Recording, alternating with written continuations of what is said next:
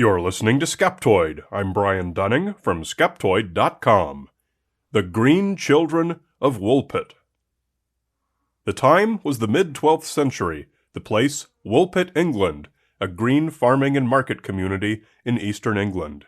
Reapers working in the fields came upon two small children wearing strange fabrics and speaking in an unknown tongue, but strangest of all was that their skin was green. They were taken in by a local noble who raised them, and though the brother soon died, the sister grew to adulthood and assimilated, but she was never able to tell them very much about where the two of them had come from. Even today they remain the subject of much speculation, with theories to explain them ranging from the mundane to the outrageous.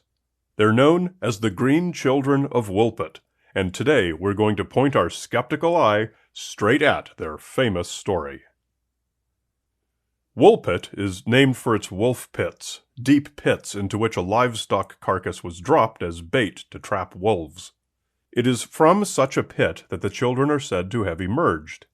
Details, however, are virtually non-existent. The entire story is known only from two original sources, two history books independently written in Latin, both right around the year 1200.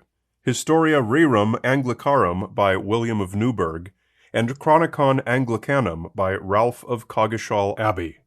Both historians dedicated only a few paragraphs to the story, but what's interesting is that both accounts are nearly identical, while the style of the two books is very different. William included lots of wild, fanciful tales, like pirate stories and animated corpses, while Ralph wrote a much drier account of hard facts and events. Ralph gives his source for the story as Sir Richard de Calne, the knight who raised the children, while William says simply that he got it from, quote, so many and such competent witnesses, end quote. The story is brief enough to give it in its entirety. The children were found in the fields, green of color, wearing strange clothes and speaking only gibberish. They were taken to the home of Sir Richard, where they grew up, learned to speak English, and to behave like anyone else. Around the time they were baptized, the brother fell ill and died, hardly an unusual fate for a child in those days. The sister eventually married, but was only able to give scant details to explain her origins or their green skin color. As children in their homeland, which they called St. Martin and said was Christian, they were tending their father's flock when they heard a sound like church bells. They followed it through a cavern, and when they emerged, they found themselves surrounded by the Woolpit reapers. Interestingly, the most detailed part of both accounts has to do with the children being given beanstalks to eat when they were first found. But they didn't know how to eat them. They tried to find edible beans in the stalks, cried when they couldn't find any. Then when locals showed them how to open the pods to find the beans, they ate ravenously. Gradually, over a period of time, they learned to eat other foods as well. Once this happened, their greenish skin color returned to normal. There is a bit of a dating problem. Of the two original chroniclers, only William gave a specific date range, which was, quote, during the reign of King Stephen, end quote, placing the event somewhere in the years 1135 to 1154. But Ralph, who says he heard the story firsthand from Sir Richard, didn't start writing his book until 1196, half a century later. How both of these authors could be so specific on the beanstalk's detail, but missing each other by decades on the timing, is interesting. What can we draw from this? Well, we don't know for sure, other than that neither version can be considered an absolute account of literal events.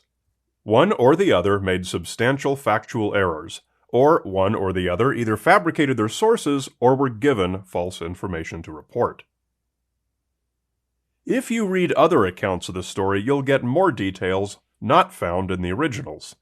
All such details have been added by later authors, drawing either upon their own imaginations or upon those of their fellow authors for the new material. The first author to publish the story widely was Thomas Keatley in his 1850 book, The Fairy Mythology, in which he accidentally misspelled William of Newburgh as William of Newbridge, and this error is repeated in many of the modern accounts. If you see that error, you're reading an author whose research consisted of little more than copying and pasting from Keatley. Another tip that your particular version may be an unreliable one is the claim of a third contemporary source, an unspecified work by the historian Jarvis of Tilbury. Jarvis lived at the right time and was a known historian of the period. The existence of his reference to the Green Children was first claimed in 1958 by author Harold T. Wilkins in his book Strange Mysteries of Time and Space. Skeptical researcher Garth Haslam spent a long time trying to track down any such mention by Jarvis, unsuccessfully, and finally concluded that Wilkins probably fabricated the source. Other authors who do minimal original research have parroted Jarvis as an original source for the story, based solely on Wilkins' probably false citation. One author, John Macklin, even created his own new version of the entire story, lifting all the details point by point, but relocating it in the non-existent Spanish town of Banjos and moving the date to 1887. Put a neat story out there, and it's guaranteed that some authors will run it through their own mill to give it their own touch.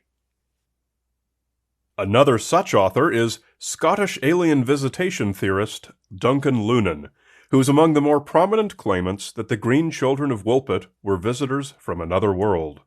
He makes a number of extraordinary claims about their arrival, including that it was, quote, one of a series of events at linked sites and seems to have been anticipated by the authorities of the time, end quote, and that there were some, quote, strange things happening in the sky at the same time, end quote. His hypothesis is founded upon his belief that during the 12th century, quote, there might have been mass abductions from Earth by extraterrestrials for experimental purposes with the knowledge, if not the agreement, of the authorities, end quote. Lunan considered it an unassailable fact that the children must have been extraterrestrial, based upon William's account of the hearsay of the sister telling, in later years, how St. Martin is dark all the time, but with a luminous country visible in the distance across a considerable river. But lest we dismiss Lunan's version as entirely conjectural, it's a good time to mention another early work that likely influenced him. It's the book The Man in the Moon, or A Discourse of a Voyage Hither, written by the Church of England Bishop Francis Godwin under the pseudonym Domingo Gonzalez, and widely considered to be one of the very first works of speculative science fiction. Probably written in the 1620s and published posthumously in 1638, it is considered an important landmark in the history of English-language fiction. It's the first-person account of Godwin's narrator, Gonzalez, who travels to the moon, where he lives for some months with a race of utopian Christians called the Lunars. The Lunars have a habit of sending their people to Earth, and Gonzalez notes that the Green Children of Woolpit, by name, turn out to have been two such people. Godwin even threw in the detail that the Lunars called their deity Martinus, an obvious reference to the Green Children's assertion that they came from a Christian land called St. Martin. In a 2006 issue of the academic journal Science Fiction Studies, writer John Clark found that Godwin's piece was only the tip of the iceberg of how much English-language science fiction has been informed by the humble little story of the Green Children of Woolpit. In this context, Duncan Lunan's claim would make a lot more sense and be consistent with the history of the tale, so long as it was confined to the realm of fiction. However, let us not tarry on the story's later influence upon authors of both fiction and nonfiction, and instead get to the item you tuned in for. What was the original grain of truth from which this legend grew? There is, as I'm sure you can imagine, a, quote, leading theory to explain the story of the Green Children in purely prosaic terms. It was detailed most notably by Paul Harris in a 1998 article for Fortean Studies magazine.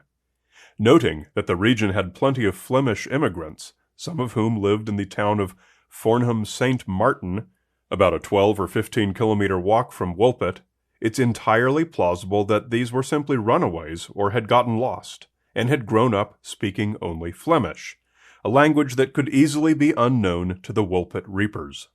The fact that both William and Ralph gave St. Martin as the children's origin, and that a town named that was very close by, it seems there's very little here that's mysterious.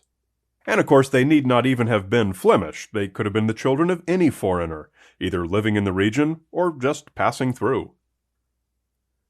Except, of course, for that significant detail of the green skin.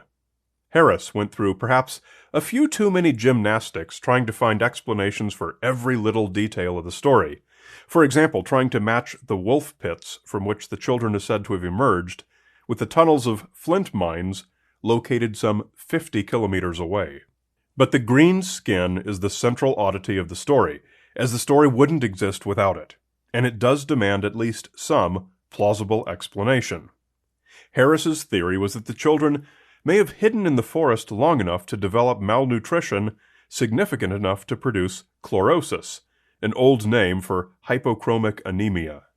This is a reduction of hemoglobin in red blood cells, giving the patient a pallid appearance. There are both hereditary and acquired forms of hypochromic anemia, and patients today do present with skin colors of which the most serious can have a notable greenish tinge. So it's not implausible that two children in the 12th century could have had this, and might be quite the curiosity to neighboring villagers who had never heard of such a thing before. Whether this could be acquired simply by hiding in the forest until malnutrition sets in is more problematic, as you'd likely starve to death or suffer some other symptoms long before you'd get this specific condition, which we don't find in other people who nearly starve. But as noted, there are plenty of other ways to get it, and as it's a real thing today, it shouldn't be too surprising that it was a real thing then. And so we leave the Green Children of Woolpit pretty much as we found them. Elements of the story are probably true, and as some of the most significant are not extraordinary, i.e., the proximity of a place called St. Martin, and that the striking presentation of an unfamiliar medical condition could well trigger a story that lasts for centuries, I'm going to call this one perfectly plausible in all its essential details, though with no need to travel to the moon to find them. And we also don't need to go to the moon to thank our supporting premium members like Skeptical Bunny, a fugitive from Hermiston, Oregon, Dave Brennan, and Joe Sorich. Perhaps the children were merely green with envy over the amazing benefits our premium members receive. Want to know more about those? Come to skeptoid.com/important to find out how to become a premium member, and to learn more about how your donation is used by Skeptoid Media, a 501c3 educational nonprofit. skeptoid.com/important. You're listening to Skeptoid, a listener-supported program. I'm Brian Dunning from Skeptoid.com.